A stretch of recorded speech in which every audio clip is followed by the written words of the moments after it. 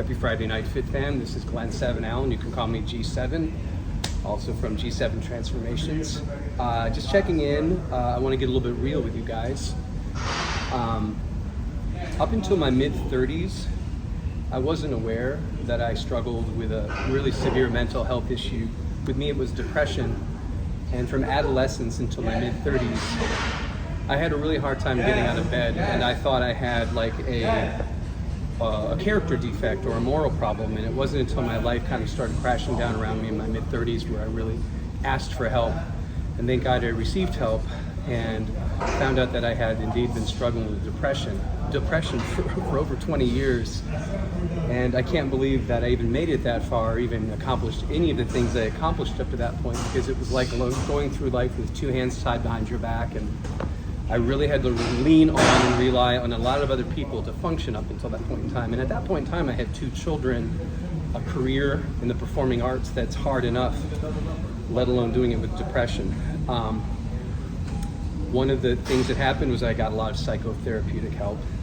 I went to group therapy, I had individual therapy, and I also had psychopharmacological help with an antidepressant that was somewhat miraculous for me. It was the first time in my life where I could rely on putting my feet on the floor out of bed when the alarm went off, instead of hitting snooze for an hour and trying to talk myself into getting all the cobwebs off. I don't know if any of you struggle with this sort of depression, but that's what my life was like. It was like waking up in cobwebs in the dark and not really being able to move in spite of wanting to get up and start my day. So from that point on, with that antidepressant, I could actually be productive, and I felt like I had this new lease on life. But I was also reconciled and not excited about the fact that I thought I'd be on antidepressants and medications for the rest of my life to have the everyday function. It wasn't until I got into my 40s where someone basically, who I was inspired by, was posting about doing a restrictive, really healthy diet called the Whole 30. And I was at a place where I just felt like I'd been very complacent. I felt like I was kind of asleep again. I felt, frankly, unsatisfied with where my life was going. I felt like my ambition had fallen asleep again, and this particular diet, this Whole 30, was like this magic reawakening of energy, and that led me to a mindset where I believed that I could commit to something like a program of rigor, like a nutritional program, and I actually saw results. I had so much energy that I was actually unable to sleep, and I had to go off of the antidepressants because I was getting manic. I actually went into a place called ketosis unintentionally, where I had a shitload of cortisol in my body.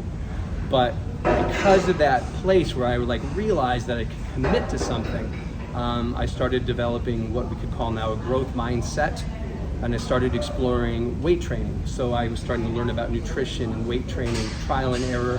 I started in this little humble building gym we had in New York City, and like 3 months of that, my body really started to transform. 3 months later, I still didn't need the antidepressant.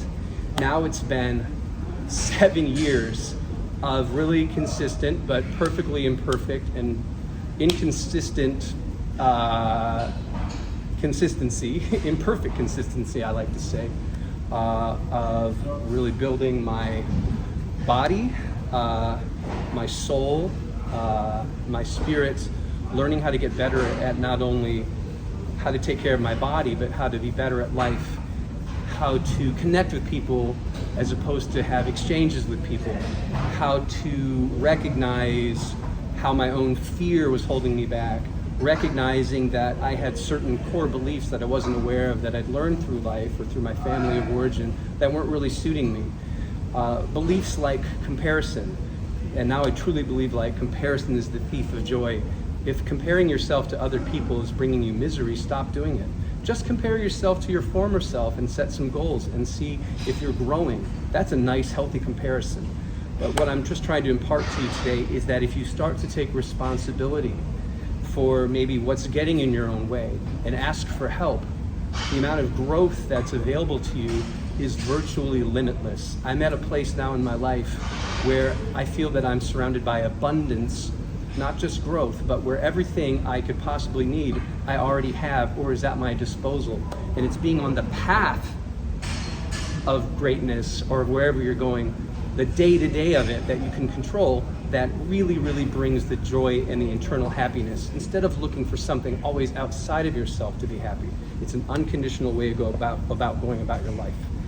And that's what I try to practice on a daily basis. And this practice for me, my grounding place, my foundation is the gym.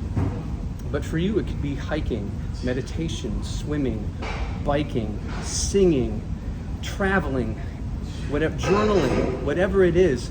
Make it part of your daily process. You have to find something that grounds you, that brings you back to yourself, to your center. And then things like getting off of antidepressants and getting out of your own way are truly possible for you.